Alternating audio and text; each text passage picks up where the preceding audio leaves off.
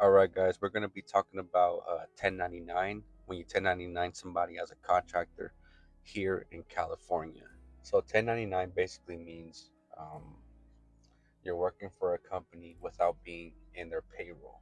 So if I hire somebody and I 1099 them, I avoid paying payroll taxes. So basically, I have the person fill out a W-9 form, he'll submit it to me, and then with that, I can basically start making checks for him without having any payroll taxes taken out or taking his money out for taxes too. So that's a big benefit on both ends, right?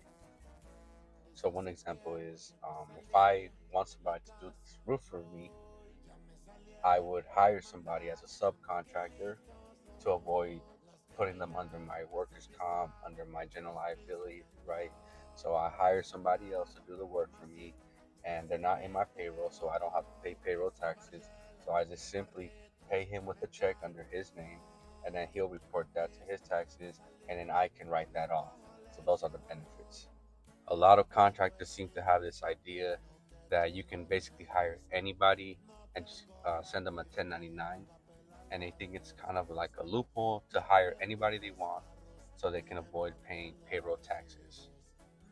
But that is definitely not the case here in California. When you 1099 a worker, you have to make sure that they are licensed, bonded, and insured. The main reason is because if something happens where the workers they damage property, stuff goes missing, um, if somebody gets injured, you don't want to be responsible for them. You want to make sure the person that is 1099 that they have their own license, insurance, and workers' comp to cover all those things. When you 1099 somebody and they have their stuff together, you basically avoid liabilities. This is a huge benefit compared to a W 2 employee. Is that when you 1099 a worker, you are not responsible for damages that they cause because they have their own insurance, their own coverage. So if they don't have workers' comp insurance, general liability, the prime contractor becomes responsible, and there definitely is more penalties if workers' comp finds out that you're using unlicensed contractors. Another big problem is at the end of the year, workers' comp and general liability will audit you. They will check your bank statements and see where all your checks or cash are going. For the checks, they're going to check who you're making the checks out to, what company, whose name, and they're going to ask for their license.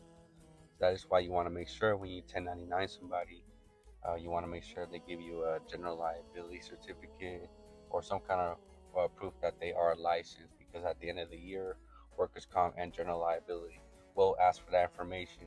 And if you do not provide that information, they're going to penalize that and they're going to cost you a lot of money.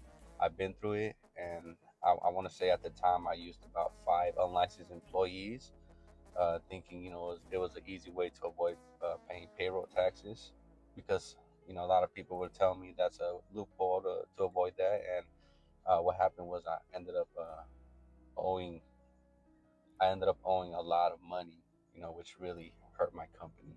So definitely, when you hire somebody at 1099, make sure they have their license, insurance, and workers comp. It's going to save you a lot of problems and a lot of headaches in the future.